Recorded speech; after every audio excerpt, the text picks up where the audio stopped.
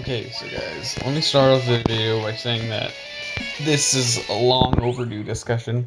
I've been hinting at me doing this for I don't even know how long.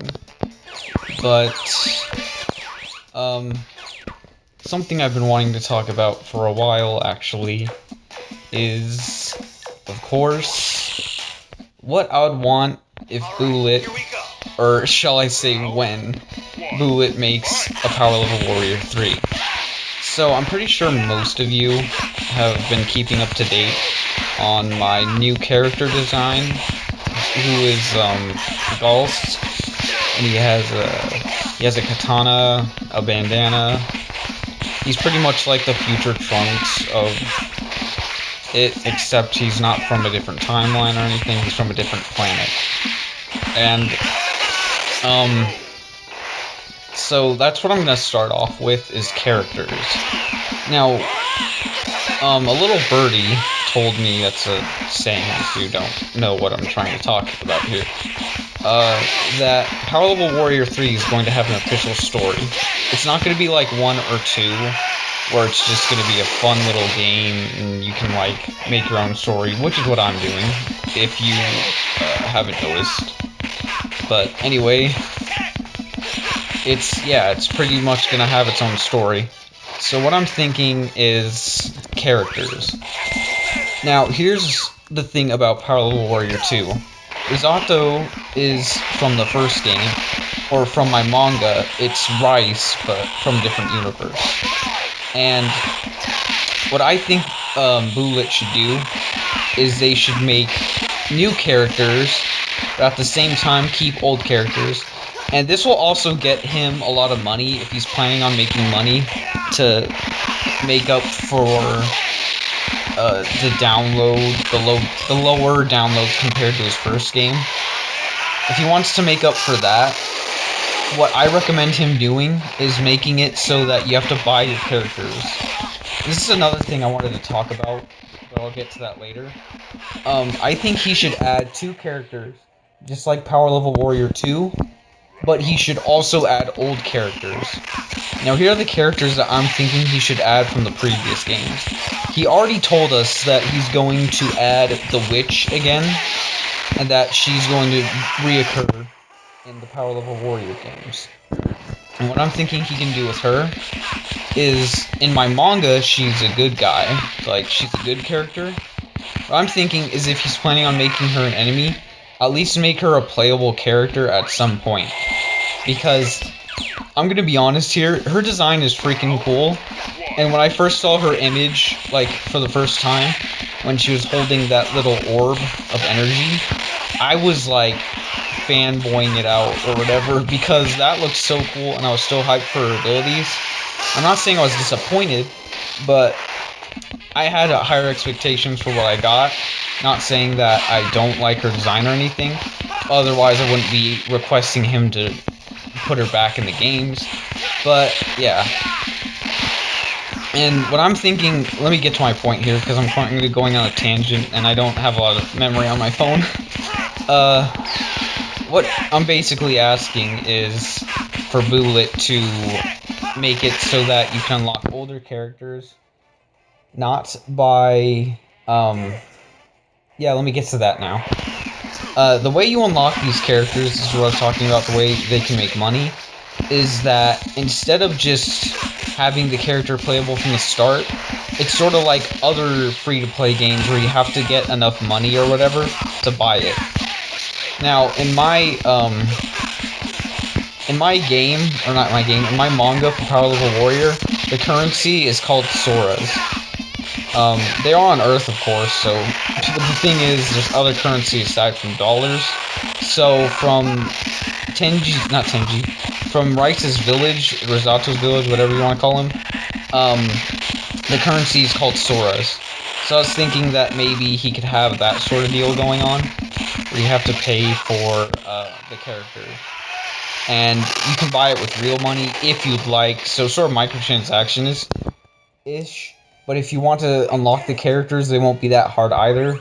Like, you don't have to get the money, and the characters are not, like, restricted to you having to pay money.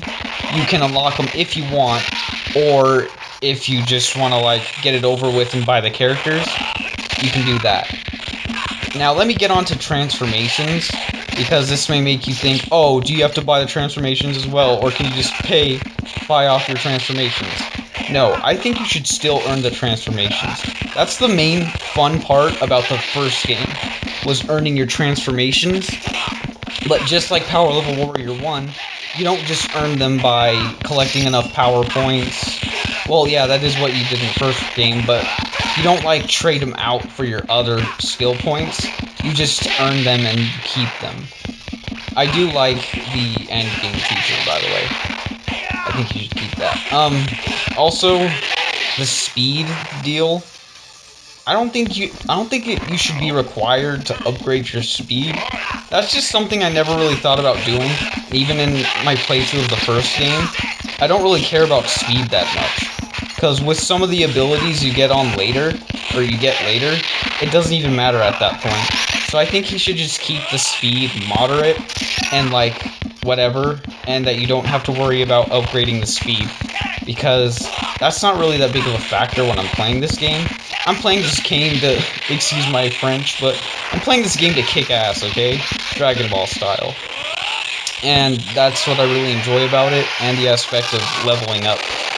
Which is why it makes me playing this game right now, but that's because it's fun. It's Dragon Ball. So is Power Level Warrior. In fact, I think it's more fun, but I'm kind of burnt out from it. Like, I play it so long because I like to unlock everything. Now I've unlocked everything on here, but I haven't played it as long, so I'm still not as burnt out from it. But anyway, we're not talking about Dragon Ball, we're talking about Power Level Warrior. So let's get back to that. Another thing I was thinking you should do, Bullet, is you should add maps. Like, the way you did with the first game. That was really fun. Each map gives you different XP levels, because in the new one, you have to watch videos and crap, and that's kind of annoying. Let's just be honest here. I don't like watching ads, but if I have to watch ads for an extra bonus on Power Level Warrior, I will. I will waste 30 seconds of my life to not have to waste 50 seconds of my life playing the game extra over and over again. And yeah. I still like Power Level Warrior and I play it a lot, but like I said, I'm burnt out from it. Now let's talk about the transformations themselves. I'm thinking what they should do is make each character have their own stats. For example, let's have Rice be more of a fighting type, but he can still use Ki Blasts. And then Ricette, she'll be more of a Ki user. She'll use Ki Blasts more, or have more energy and stuff like that. I know that's not really the factor in the game, but like, let's say Rice's Ki Blast takes out like half meter for the power level bar. Ricette would take like a quarter. That's what I'm kind of talking about. That's the best way I can explain it. And then let's say if you do add Mirror, I hope you add Mirror. Like, it doesn't have to be my design for Mirror, but he has a freaking cool design.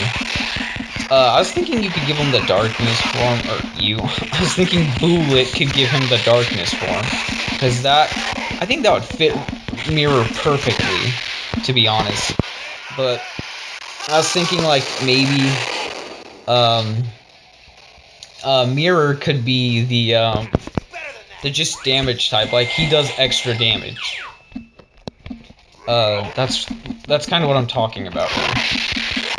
And then as for like the new character, here's what I was thinking about the new character, and Bullet actually like thanked me for giving him this suggestion, or him, whatever. I don't want to get into that too much, but anyway, the thing is, I told him like the new character would have a sword, right? So what you can do is, if you get like a certain amount of attacks or do a combo or something cool, you can unlock his ability to use the sword for a little while, and he'll do a little bit extra damage, and of course he'll be able to hit from longer distances. And then another thing cool about his transformation called Cage Form, which I came up with myself. Yes, it's kind of cringy and dirty, but whatever. I was okay. I didn't like come up with this in like it didn't take 3 hours of thought. It took like 2. So maybe I should think of another cool form. Look up some words on Google, maybe.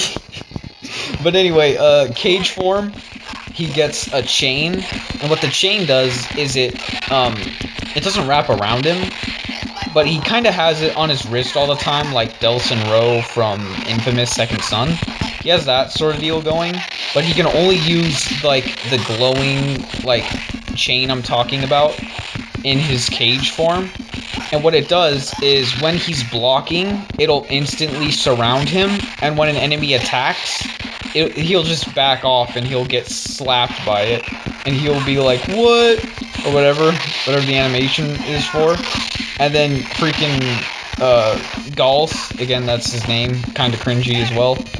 He'll just be like, yeah, now it's my turn to kick your ass, or whatever. I don't know what I'm talking about right now with this cringy crap, but anyway. And then I was also thinking that he could add another character, like a girl, sort of like Rice and Ricette. That sort of deal. Or he can just add a whole new set of characters, like a bunch. For enemies, I was thinking that the way he did the second half of the game, that was so cool.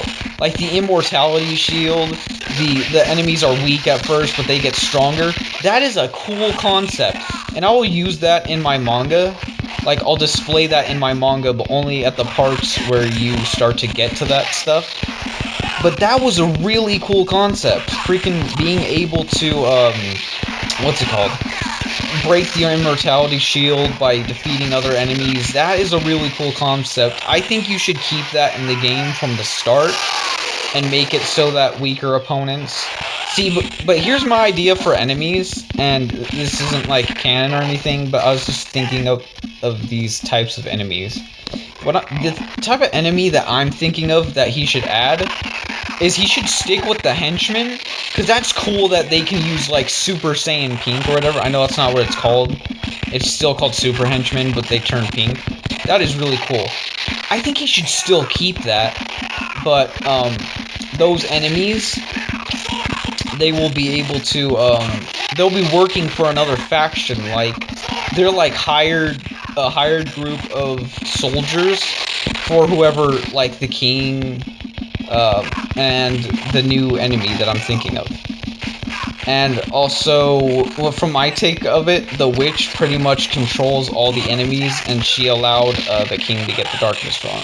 But I think my phone is starting to lose memory because this game is playing really slow. So that's just sort of my thoughts. I might make a part 2 to this because I haven't really gone through everything. But thank you guys for watching. I hope you guys liked it. Let's hope that I don't have to do a double take. And I'll see you guys in the next video.